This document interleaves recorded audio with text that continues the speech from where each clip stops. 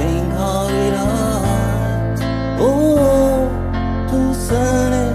ရင်ခုန်တဲ့ခံစားလေရောလေးခဏကိုနှစ်ချိုင်မိပါတယ်တို့ဘောကိုလွန်မိုးလုံးရဲ့မင်းလေးတို့ရဲ့ကြောင့်ပြင်းနေလို့စီအိုး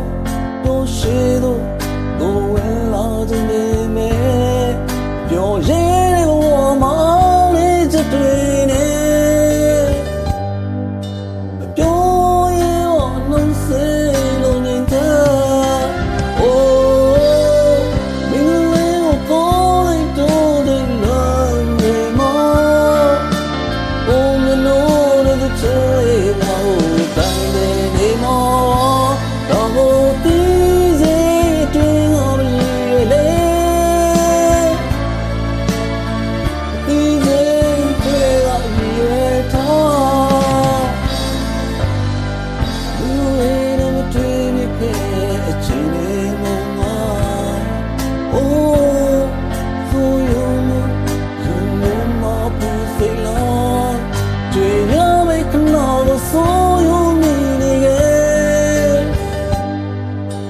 တို့ဖြစ်ဖို့မင်းတို့မသိနိုင်နဲ့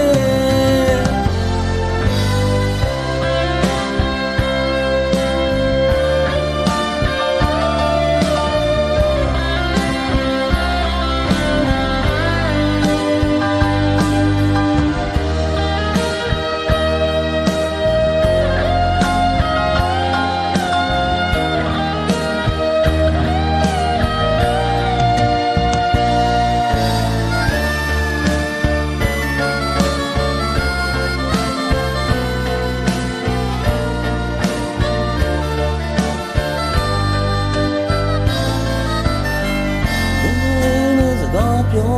ပြတဲ့ချိန်က